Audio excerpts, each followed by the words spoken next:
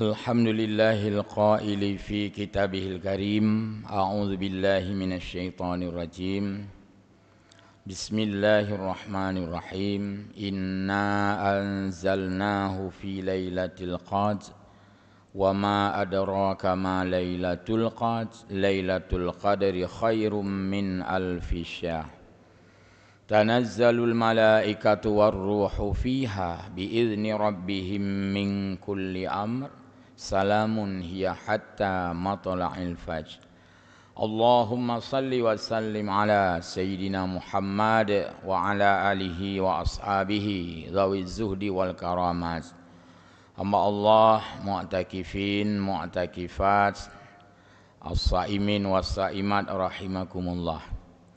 Ayat yang kita bacakan barusan merupakan surah Al-Qadar yang di dalam bulan suci Ramadan senantiasa kita dengarkan dibaca lebih banyak, karena memang salah satu dari momentum dalam bulan Ramadan adalah kita sebagai umat Nabi Muhammad mendambakan, ingin mendapatkan malam keutamaan yang disebut dengan malam Qadar, Lailatul Qadri. Semua kita ingin mendapatkan sesuatu yang lebih dengan poin dan nilai yang berlipat ganda. Al-Quran sendiri yang menyatakan bahwa malam Al-Qadar itu khairum min alfi syahr, lebih baik dari 1000 bulan, yang konversinya sekitar 83 tahun. Malam ini adalah malam di mana para malaikat turun atas perintah dan izin Allah ke permukaan bumi. Tanazzalul malaikatu warruhu fiha, yaitu turun malaikat-malaikat, banyak sekali malaikat, dan juga turun ar-ruh. Ar-ruh itu juga malaikat. Malaikat secara umum itu malaikat, tapi secara khusus di antara yang umum itu Allah beri nama kepada malaikat Jibril ar-ruh. Lengkapnya adalah ar-ruh al-amin, disingkat menjadi ar-ruh karena pada ayat lain disebut ar-ruhul amin. Pada ayat ini disingkat yaitu tanazzalul malaikatu war-ruh saja. Maksudnya ruh al-amin, nama lain ismun akhar dari nama malaikat Jibril. Al-Quran itu turun pada malam Qadar, dan yang membawa turun Al-Quran itu malaikat. Karena sesuai dengan ta'rif Al-Quran, yaitu kalamullah alladzi nazala bihir ruhul amin, kalam Allah yang diturunkan oleh malaikat Jibril. Itu dulu pada saat Al-Quran turun, malaikat Jibril yang membawa turun atas perintah Allah. Sedangkan pada setiap Ramadan itu ada malam Qadar, berarti malam Qadarnya berulang per tahun per Ramadan. Ini berbeda dengan Isra Mi'raj. Kalau Isra Mi'raj itu dialami oleh Nabi Muhammad hanya sekali peristiwa. Lalu Allah memberi nama dalam surah Al-Isra, Asra bi abdihi. Itu sekali saja peristiwa. Setelah itu Isra Mi'raj itu hanya diperingati, bukan dicari. Enggak ada istilah mencari Isra Mi'raj. Karena Isra Mi'raj cuman pernah terjadi sekali. Untuk tahun berikutnya tidak perlu dicari lagi. Dan tidak ada seruan pun, ayo rame-rame menyambut bulan Rajab, kita menantikan Isra Mi'raj. Enggak ada menantikan Isra Mi'raj. Yang ada kita peringati sejarah Isra Mi'raj. Tidak ada perintah jaga malam menunggu Isra Mi'raj. Sedangkan Lailatul Qadar ini berulang per tahun. Maka ada hadis Nabi, kita disuruh meraih, menjaga, berharap mendapatkan Lailatul Qadar. Dan tidak dipersepsikan untuk apa dicari Lailatul Qadar. Lailatul Qadar kan sudah berlalu dia saat turunnya Al-Quran. Maka pendapat yang kuat dan sesuai dengan hadis-hadis Nabi, Lailatul Qadar itu berulang. Karena Nabi SAW menyuruh kita, terutama dalam hal iktikaf, itu memperbanyak iktikaf supaya mendapatkan Lailatul Qadar. Sekira Lailatul Qadar tidak ada, sudah berlalu dan hanya sekali terjadi, untuk apa disuruh kita menggapai atau mengharap Lailatul Qadar? Karena juga ada yang memberikan pendapat atau statement, ngapain umat Islam sibuk-sibuk jaga malam, ya jaga Lailatul Qadar, padahal Lailatul Qadar sudah pernah sekali. Jadi bukan sekali, tapi berulang. Beda dengan Isra dan Mi'raj. Hamba Allah jamaah yang mulia, Al-Quran dulu yang membawa turun adalah malaikat Jibril.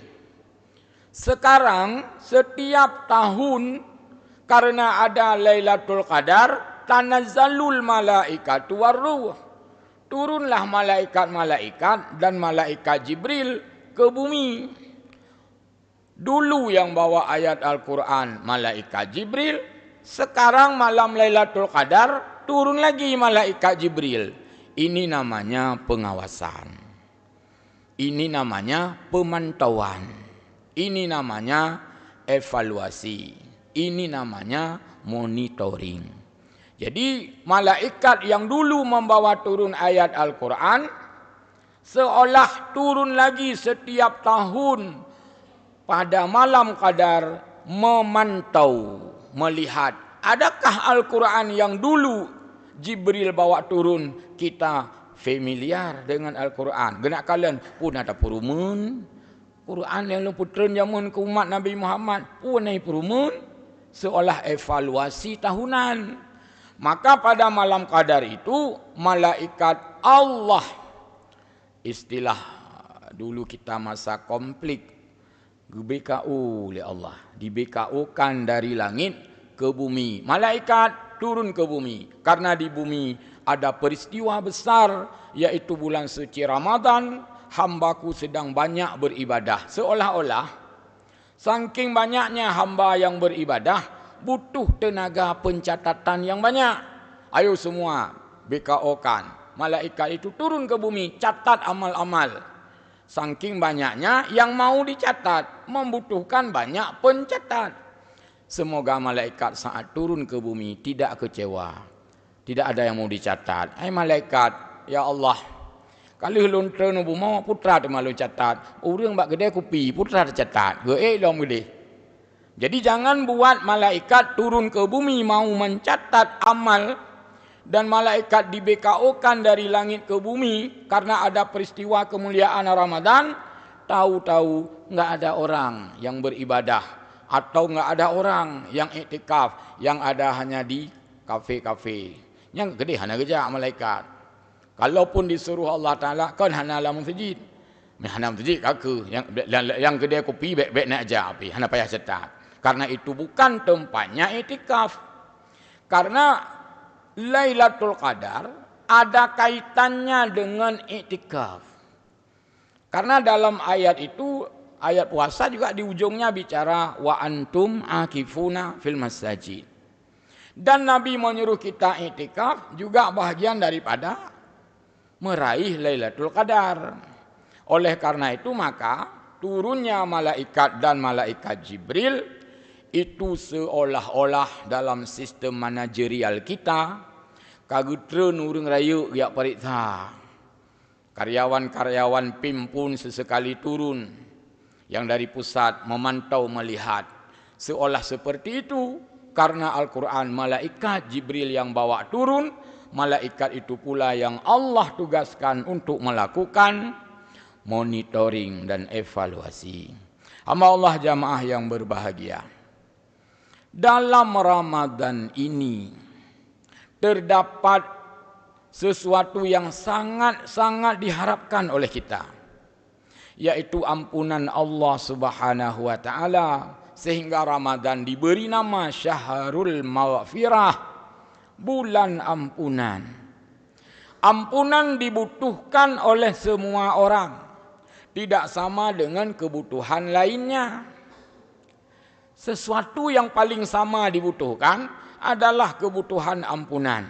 Yang lainnya tidak sama dibutuhkan. Kita AC ini, pendingin ruangan. Kita butuh. Tapi kalau AC itu, pendingin ruangan, dikasihkan kepada orang miskin, wiraya tajuk AC, sekian PK, dia pun enggak butuh itu. Kan Pak AC kerana pukul ilung walaupun AC ilung hana perle pakan. Ilung tarik listrik katanya. Di Bekasi AC tidak ada listrik di rumah. Udahlah enggak usah, saya tidak butuh. Lalu dia katakan, kan baik perle hana perle ni lalu pi hana pu ilung buka jendela mentang. Akhirnya dia tidak butuh yang kita butuhkan. Anak-anak muda sedang gagahnya berjalan. Nyan hana payah yakjuk tongkat. Yakjuk tongkat. Dia mengatakan, tu apa saya pakai tongkat? Kan saya masih kuat berjalan. Dibutuhkan oleh orang tua yang sudah pikun, tidak dibutuhkan oleh anak muda yang masih gagah. Jadi kebutuhan terhadap tongkat tidak sama. Kebutuhan terhadap AC tadi tidak sama. Belum lagi makanan. Urang-urang doyan makan, mungkin membutuhkan makanan yang enak. Perle mi udang kan, mi lobster, mantang hawa. Dia ajoknya di kurang asam urat. Oh, mabek ni jok ulung, lah na perle. Tidak sama kebutuhan itu. Tapi yang satu-satunya sama adalah ampunan Allah. Dan satu-satunya yang sama diminta kepada Allah adalah ampunan Allah.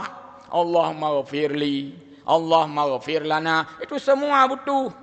Tidak kita dengar bahwa dia tidak butuh ampunan karena dia orang kaya. Butuh juga. Laki butuh, perempuan butuh, anak-anak butuh, dewasa butuh. Orang di tempat butuh, orang yang jauh butuh, orang hidup butuh, orang mati butuh. Maka ada doa lintas kebutuhan, yaitu doa yang sering kita baca itu biasanya pada momen kematian, pada tahlilan atau setelah salat mayat, misalnya salat jenazah. Allahumma ghafir li hayyina, itu sering kita baca. Allahumma ghafir li hayyina wa mayyitina. Ya Allah, ampunilah aku yang masih hidup.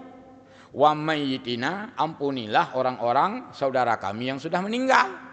Yang hidup butuh ampunan, yang meninggal pun butuh. Kalau makanan, yang hidup butuh. Yang meninggal itu apa dikasih lagi, tidak butuh lagi. Maka ampunan butuh lintas nyawa. Baik yang masih bernyawa atau yang sudah tidak bernyawa. Itu lihaina wa maitina wa syahidina wa ghaibina. Ya Allah, ampunilah kami yang berada di tempat syahidina. Kita di komplek PIM. Ampunilah kami ya Allah yang berada di sini. Wa ghaibina, ampunilah juga saudara kami yang berada jauh. Baik yang di luar negeri, yang di luar kampung, di luar kecamatan, semua butuh. Maka orang kalau meminta doa tidak dikaitkan dengan jarak jauh. Misalnya kita di Luk Semawe, di Krunggekuh ini. Lalu ada saudara kita, katakanlah di luar negeri, di Amerika, ngomong-ngomong by phone. Ujung-ujung kita bilang juga, hai num doa ke long bu sehat badan long. Padahal jarak jauh. Hanak dia jawab, oh maki balam doa mai long Pak J.O. tak posisi long. Tak ada yang katakan seperti itu. Dia lintas jarak. Hai doa mentang ni kirim doa mentang. Yang ke Pak J.O. tak ibal long kirim. Hanya pertanyaannya. Tapi menyo kiriman benda, kiriman barang, kiriman paket, nyan payah tak hitung-hitung. Hai ni kirim dia aku rumah mesti 10 kilo bu. Apa katanya? Umah je hai. Muhai engkau kirim engkau ke rumah. Itu tak berdoa lain mutahinat. Karena barang. Tapi kalau doa, Hanang koh kirim je. Yang ke jioh lu tak dalam dia jom doa mah jioh tak nya baki demanya. Kabeh bak tak kirim. Hana.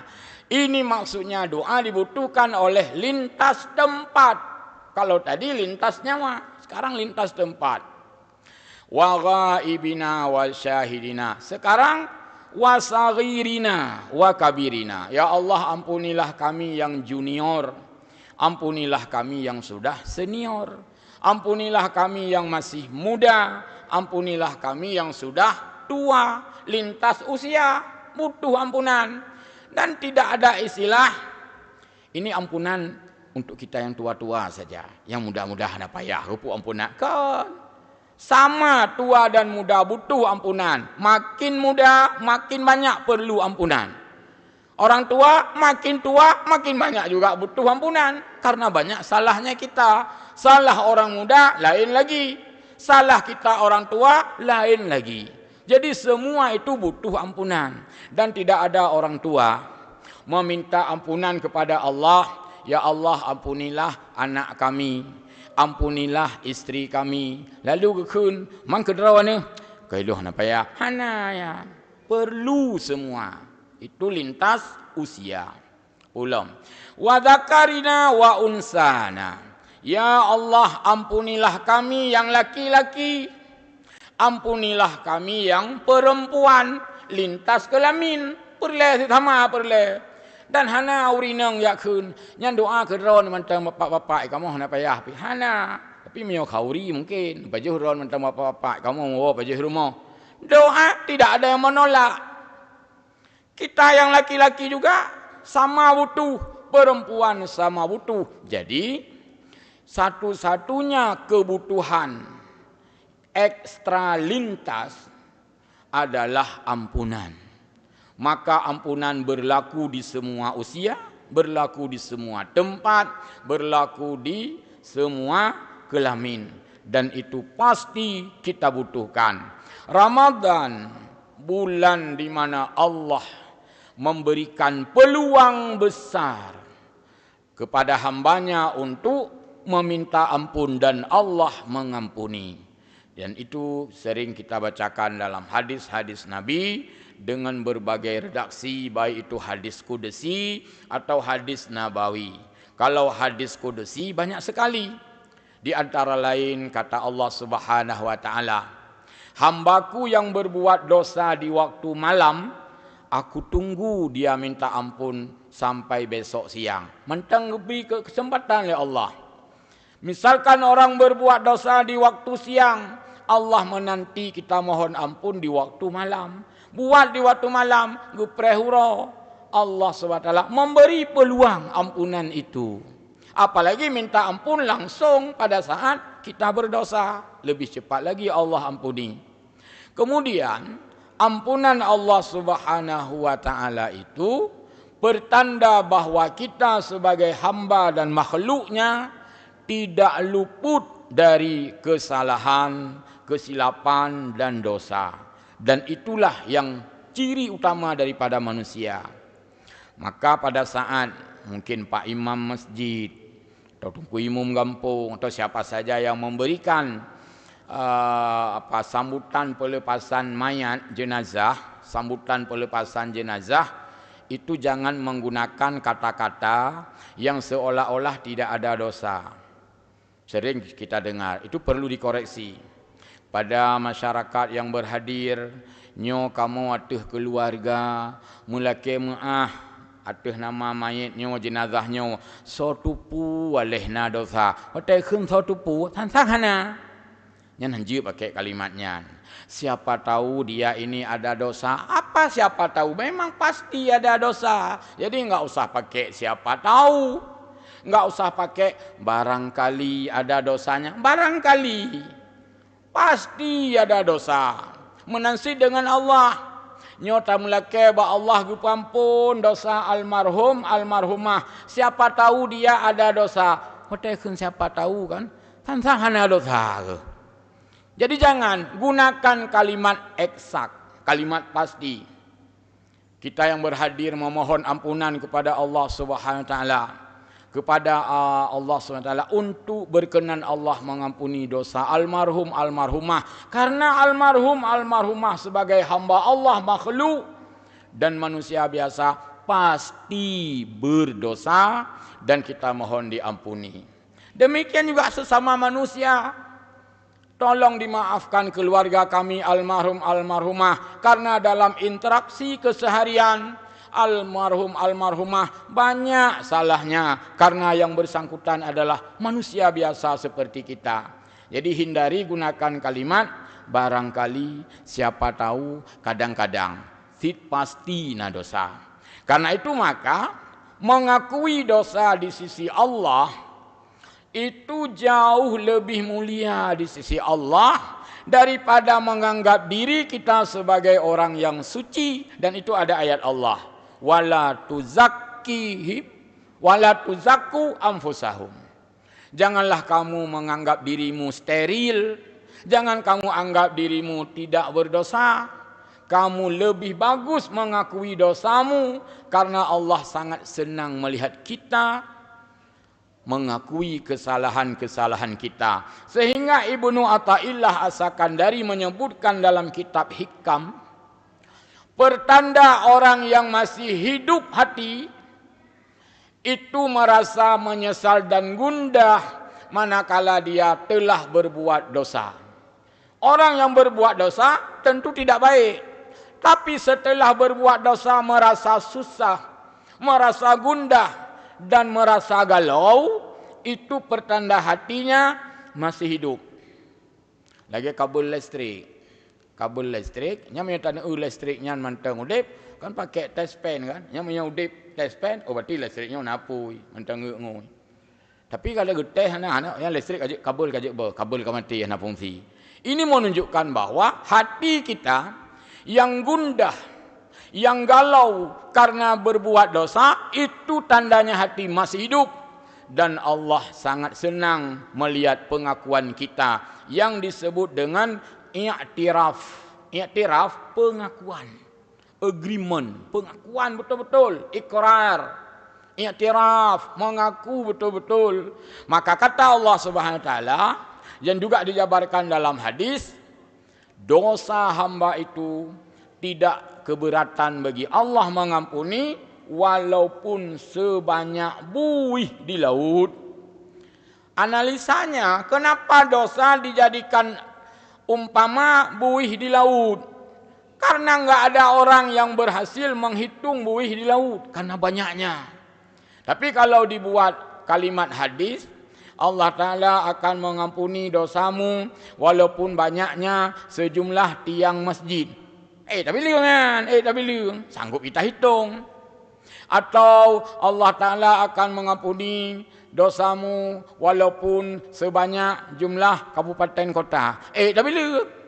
Masih ada alat menghitung. Allah akan mengampuni dosamu sebanyak penduduk Provinsi Aceh. Bisa kita hitung. Apalagi ada quick count, mudah itu dihitung. Urang balahir langsung kita menglang entry data cepat. Tapi buih di laut tak akan terentry. Kalau mana alat canggih menghitung jumlah buih di laut. Tidak ada. Artinya sangat banyak sekalipun bagi Allah mudah memutihkan, mudah memaafkan. Sama seperti dalam pengakuan orang-orang sufi menyatakan bahwa ya Allah ampunilah dosaku karena dosaku bagaikan rimal pasir. Sama kan? Pasir, buih di laut itu adalah jenis benda-benda uncountable. Tak bisa dihitung. Dan belum ada orang dapat hadiah Nobel karena berhasil menghitung jumlah pasir. Jumlah buih berarti memang tak terhitung, banyaknya tak terhitung, tapi dosa kita diumpamakan seperti buih dan pasir yang tak terhitung. Allah Maha mengampuni dosa-dosa itu. Kalau itu berhubungan dengan Allah, langsung dengan Allah, yang berhubungan dengan manusia, maka selesaikan sesama manusia. Semoga Ramadan ini bulan maghfirah kita. dengan berkah ibadah siang dan malam atas ketulusan kita, memang ibadah hanya sekecil saja, tidak ada apa-apanya, tapi rahmat Allah yang paling besar. Maka bagi Allah yang Maha Kuasa, Allah tidak memperhitungkan lagi sedikitnya amal kita. Seolah-olah kita katakan, ya Allah, cuman ini ibadah saya, nampaknya saya tidak pantas menjadi penghuni surga. Seolah Allah mengatakan, sudah, saya tahu itu sedikit, saya memang mau kasih surga. Itu namanya tak sebanding. Demikian, mudah-mudahan ada manfaat, faedah bagi kita semua. Selamat melanjutkan agenda Ramadan, siam dan qiyam. Tinggal beberapa hari lagi. Alhamdulillah kita sudah melewati 2/3. Semoga Allah berikan usia menuntaskan 1/3 mendatang. Wallahul muwaffiq ila aqwamit thariq. Wassalamualaikum warahmatullahi wabarakatuh.